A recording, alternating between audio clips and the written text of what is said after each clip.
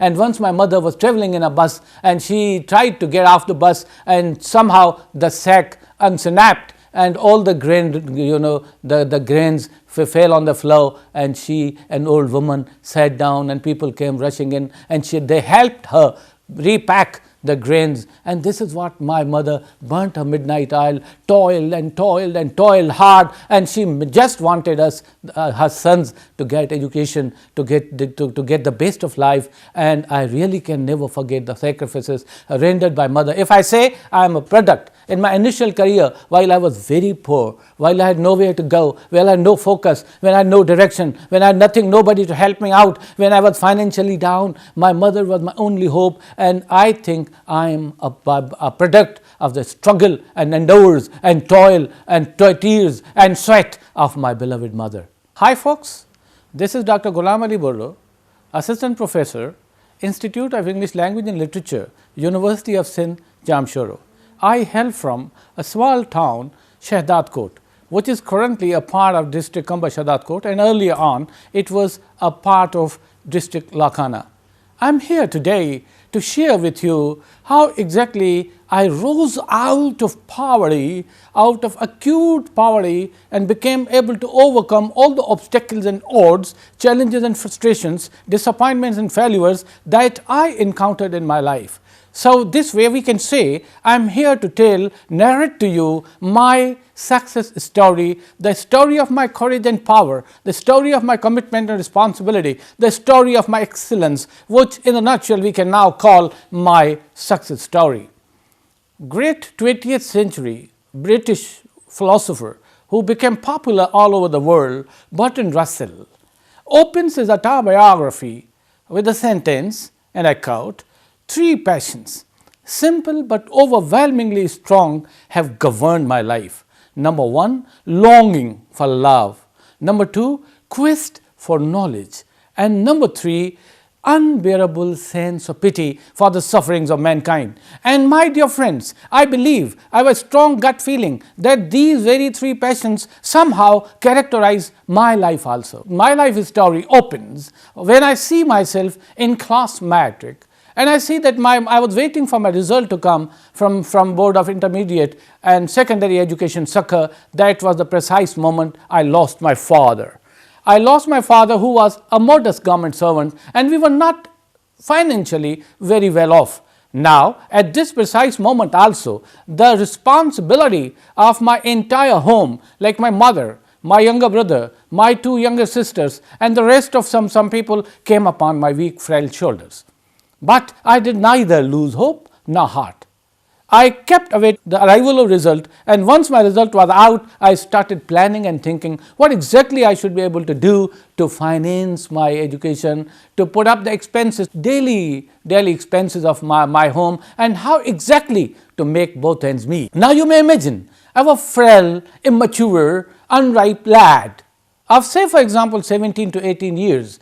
And I had this entire responsibility falling on my shoulders. But instead of caving in, instead of collapsing in front of it, instead of giving in, I kept my hopes aloft.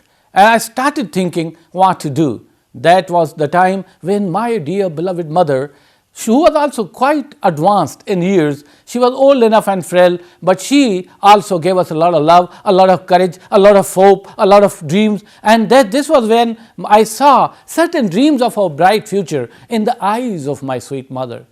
She was an ordinary woman. I saw her going around in the neighborhood. She wouldn't tell us that she was going to do domestic work. She never shared with us that she was actually going to do laundry, to do dishes, to do all the domestic help, to do all the domestic work in the homes of our neighbors. She would always tell us that she was going to visit some people. She was going to visit some female friends she had around in the neighborhood, but telling us, because she thought that if I told my sons I was going to work in the homes of neighborhoods, we might feel it bad. We might have a bad feeling that why after all our mother was working. But this was the time that, the first thing that Almighty God gifted me with was that acumen, was my intelligence, was my power of wisdom, was my insight that somehow propelled me, pushed me to seek a wise company. I believe that company has the company you seek has the greatest influence and impact on your life and career. I started moving with, I knew there was a group who used to sit, and among that group there used to be judges and lawyers and teachers and social activists and trade union leaders. I somehow went to that particular place, and I just started requesting them that they should allow me to seek company with them, to sit with them, to learn from them. I was a small lad. They were all people of immense experience, enormous influence in the city. Why? Because each one of those individuals had a circle of influence and a degree of influence in the small town, and I started sitting with them. And this is where exactly I started learning, getting those pearls that went along with me throughout my career, throughout my job, throughout my life. I still have, those became my mentors, and because of their mentorship, they told me what life was all about. They told me the value of struggle. They told me what hope actually meant. They told me how I could navigate in the face of storm, and how I could really overcome and prevail over all the obstacles that like snakes were hissing in front of me. They not only gave me teaching, they did not only give me mentoring, they gave me financial help, they gave me a lot of moral support, and they gave me a lot of teaching, because they would discuss life, they would discuss the issues of the world, they would discuss all those global problems and matters, and the domestic issues, the indigenous problems. They would talk about almost all dimensions of life, and this is where I started seeking my first inspiration. And just after a while I became familiar with them, I went on getting more and more familiar with them, more and more acquainted with them. This developed, somehow increased the level of intimacy, my level of intimacy with all those senior mentors, and they started worrying about me, about my future, about how I could finance myself. And that's where they started telling me, discussing with me how I could establish a small career so that I could make some earnings and go back home and start footing the expenses of my home, and might also be able to share a hand with my ailing frail mother, who actually was still sticking to her guns, and she still would go in the neighborhood work. I remember my mother would go to our ancestral village where her folks were, where her parents were. That was her parental home, and those were the cultivators, people who lived in a small rural village. And she would go tell them, and they would give her a sack of grain, a sack of rice, a sack of some other thing. And once my mother was traveling in a bus, and she tried to get off the bus, and somehow the sack unsnapped, and all the grain, the grains fell on the floor, and she, an old woman, sat down, and people came rushing in, and they helped her repack the grains. And this is what my mother burnt her midnight oil, toiled and toiled and toiled hard, and she just wanted us, her sons, to get education, to get the best of life. And I really can never forget the sacrifices rendered by mother. If I say I am a product, in my initial career, while I was very poor, while I had nowhere to go, while I had no focus, when I had no direction, when I had nothing, nobody to help me out, when I was financially down, my mother was my only hope. And I think I am a product of the struggle and endures and toil and tears and sweat of my beloved mother. I salute her today. Even I believe that she must be resting in the choicest echelons in heavens and paradise. And then I also had to look after my younger brother and my younger sister, two younger sisters. This was the time my mother had a feeling that I must marry off, because she believed that she might die without witnessing my wedding, my marriage. Because in rural setup, in a rural culture, there is a strong custom that mothers feel very proud and happy and pleased and jubilant and euphoric when they see that their kids are getting married, and this remains as their top priority, and the enormous matter of social pride when they marry off their kids. So she thought, all right, we have low on finances. I said, no, let me do something. And then I went, my mentors, who I referred to initially, a group of intellectuals, a group of activists, a group of lawyers, they helped me out. They arranged a small tuition for me, and I started teaching 4 or 5 kids in the neighborhood. I remember my brother working at a shoe shop. I would walk for around 4 kilometers every day in the high noon, when the temperatures would be as inclement and cruel, as scorching, as sizzling, as seething, 48 centigrades, 50 centigrades, 46 centigrades. I would walk in the face of the sun, never losing hope, never losing heart, never losing nerve. I would say, if the world is tough, I am gonna be tougher. And that's where I began teaching that group of 5 people. That was a private arrangement of tutorials. I would give them tutorials and they would give me some money, and this is how I would be able to burn a stove in my home. This is how my kitchen would go because of that small money. And then after that, those were the times when no tests would be taken, no anti-test tests, no other such tests, whereupon the appointments may be made against merit. So my mentor friends, they said that MPA had some quota by which he could appoint some primary teachers. They took me to him. They went along with me. I had a long conversation with that learned MPA, and we started conversing in English, and he was quite bewildered. He was dumbfounded. He was taken aback. He said, how come a small young youth of 18 to 19 years could speak such flawless English, such fluent English, such powerful English? And he said, you do not deserve primary teaching. You deserve much more, but this is all I have, so I offer you this. In this way, I became a primary teacher. Looking at my excellent performance, the officers of Department of Education who would come for inspection in the school quite a few times throughout the year, they also would talk to me in English, and they would be amazed to listen to my English, to look at my fluency, and they would say, you speak like a native, and how come you have learned this English? And I would narrate to them that, I was a poor guy, and while I was home, I used to board a train from hometown Shahidkot to Lakhana city, and I would pay half a rupee, because that there used to be a 50% discount for the students when they traveled, and I would do the same from Lakhana. I'll go to Mohenjo-daro and paying another half a rupee, having my tiffin for my lunch in my hands, with hopes in my face, with dreams in my eyes, with passion to learn English. And those were the times characterized by utter peace. There used to be no kidnappings, no snatchings, nothing. People, Mohenjo-daro being one of the oldest archaeological sites in the world, would attract a lot of foreign presence, and foreigners from almost all parts of the world would come to visit Mohenjo-daro, and I would offer them my services as a free guide, because in between what I had done, that I had read a lot of literature on Mohenjo-daro, getting to its history, getting to all the geographical location, and I knew a lot. Why? Because I thought if I wouldn't have information, those foreign visitors would not take any interest in my services as a guide. So I first made sure that I was immensely well informed about the site of Mohenjo-daro in terms of its history and culture and heritage and geography and the physical location.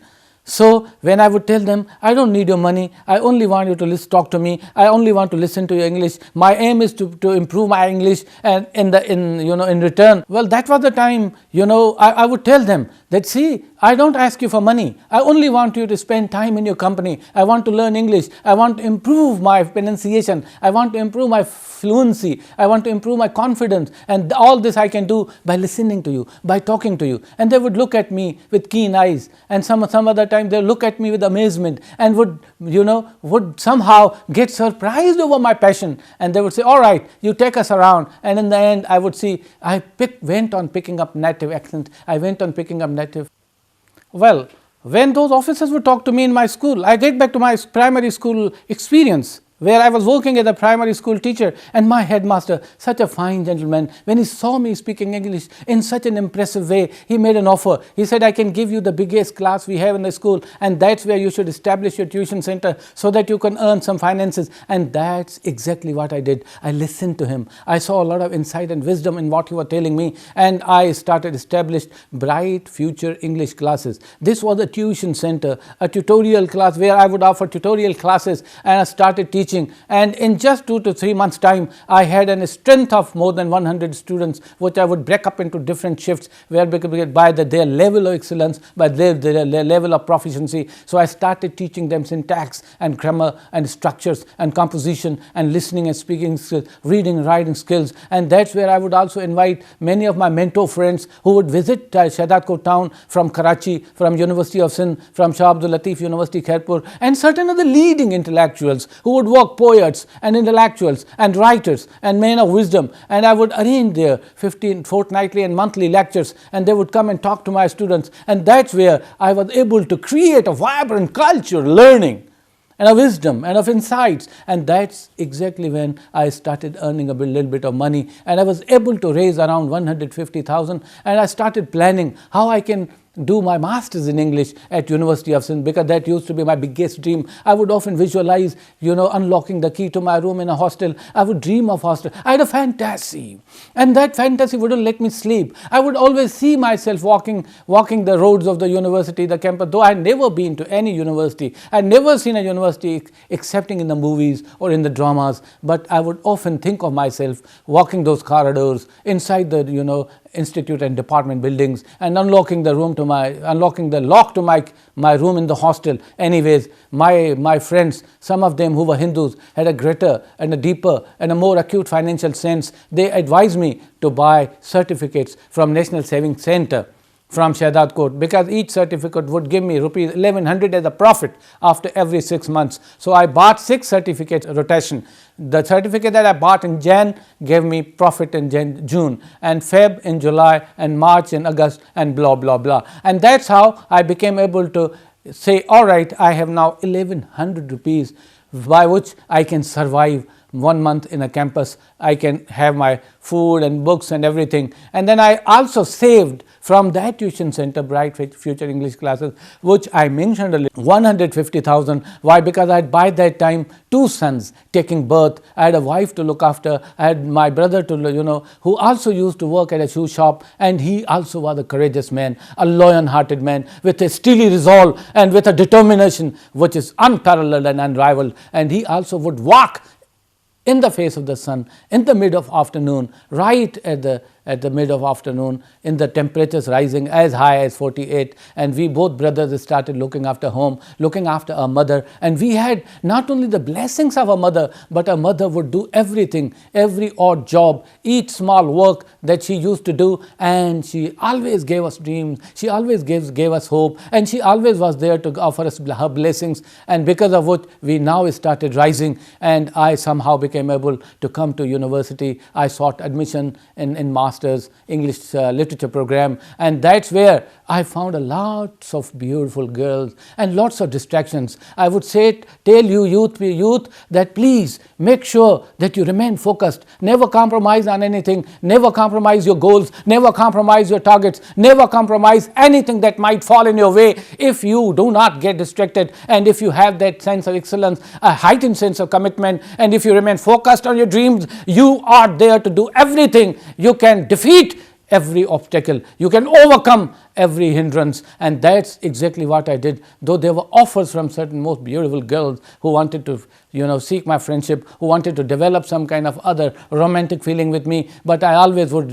get reminded of my poor wife who was back home, my kids, my mother, my mission, my society, my community, and all this awareness and this wisdom and some senior friends and mentors, I was able to do excellently well at the university. Initially, I did not speak much. I had a different get-up. I would look like a rural tyro, a novice who knew nothing about urbanity, who knew nothing about city life, who did not have any sophistication either in his speech or character or talk. But I went on quickly picking up and learning. And in first semester, I didn't speak much. I would sit at the back benches and would watch other class fellows talking. But once I appeared in my first semester exam, I scored 70% marks, and teachers were all spellbound, and they found it incredibly unbelievable. And they said that somebody had scored into 70s after 15-20 years, and that they found,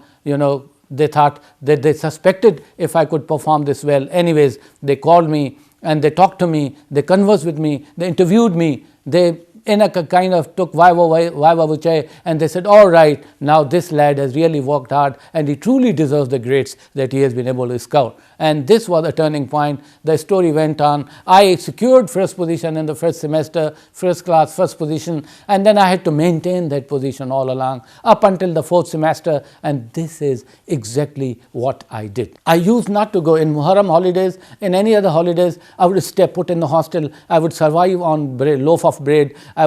Everyone else would go away. I wouldn't go back home because I knew that my time was precious. I had to maintain my grades. I had to maintain my position. And in order to maintain my grades and position, in order to maintain that excellence, I had to work very hard. At 4 Every afternoon at 4 I would go to Central Library to study, and by the time I would come I used to see stars in the sky, because that would be 9 closing time of the library. At that particular time it would open at 4:30 and would close by 9, and I would walk all these hours. In between I would come out for a small walk, getting some refresh of breathing some fresh air, and would go back to my desk again. So this is a story of commitment, of excellence, of hard work, of labor, of toil, of tears, of sweat, of everything that a man must do. I did, and eventually I got job. The moment I graduated, I got job at Public School Hyderabad, where I served for 1 year and developed some lifelong friendships. That was an enriching experience. I worked with a strict principal who gave me a lot of insights and skills, and thereafter I joined University of Sindh as a lecturer. And my dear friends, there in between I have been to United States of America on a US Embassy scholarship. I have been to UK. I have done one course in civic education from International Institute of Education, Los Angeles, USA. I have done one diploma I said through SPELT in Pakistan, but I have done it with Cambridge University, UK. I have been to 17 different countries of the world. I have traveled extensively. I have traveled abroad around 20 to 22 times, and this is all. And I have also done my PhD. I have also done my MPhil. I have authored at least around 48 research publications in Higher Education Commission, recognized journals, and in some foreign journals. And there is a long list of achievements and accomplishments to my credit now. All this was possible because I believed in the beauty of my dreams. All this was possible because I believed in the power of my personality. All this was possible because I believed in the sincerity of the prayers of my mother and other well-wishers who were with me. And this was possible because I believed that Allah does not actually disappoint anyone who works sincerely and honestly. I must also now tell you that you as youth must focus on a few things. For example, I would very strongly recommend you to develop 7 skills, because I believe that knowledge that success depends on 3 things. Education depends on 3 things. Number 1, knowledge. Number 2, attitude. Proper, positive attitude. Number 3, skills.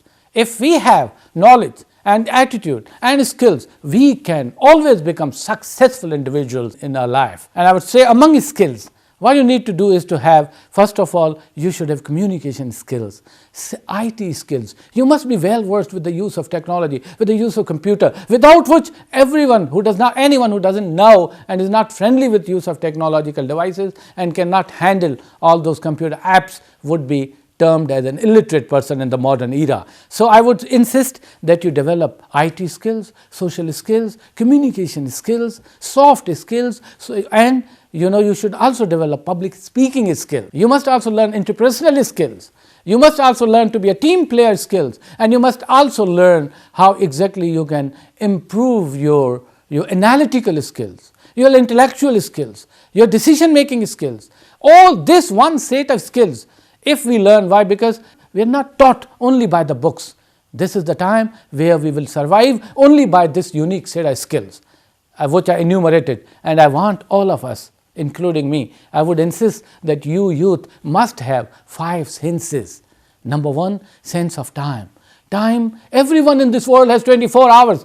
Bill Gates had 24 hours, Steve Jobs had 24 hours, Disneyland, Walt Disney had 24 hours. Everyone who has ever succeeded in life and career had 24 hours. Nobody in this world, nobody in this universe can ever claim having even a single minute more than 24 hours. So we succeed and we fail within these 24 hours time frame.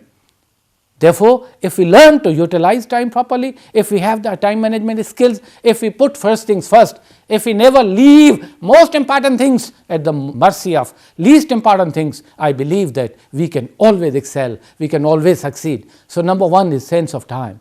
The second is sense of reality. We should not simply be carried away, swept off by our unfulfillable dreams or some other desires which are not realistic. We need to be realistic in our lives. We need to strike up a balance between our heart and head. That balance between heart and head would guarantee our success. So second is sense of reality. The third is sense of sacrifice. We must always be ready to sacrifice something for people who we love. And then we should also have that sense of balance in life. I believe that balance is the only thing. Mathematics teaches us balance. The most unbelievable structures in the world are there because of balance. Music is balance, love is balance, harmony is balance, landscape is balance, beauty is balance.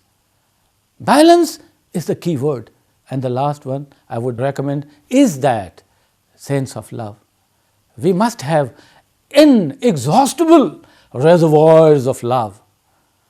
Immeasurable reservoirs of love. Allah Almighty has kept inexhaustible energy of love inside us. If we love our job, if we love our parents, if we love our land, if we learn a country, Pakistan, if we learn a country where we live, we must love our land, Pakistan. We must love this universe, we must love this soil, we must love the people in the world, we must love knowledge, we must love love.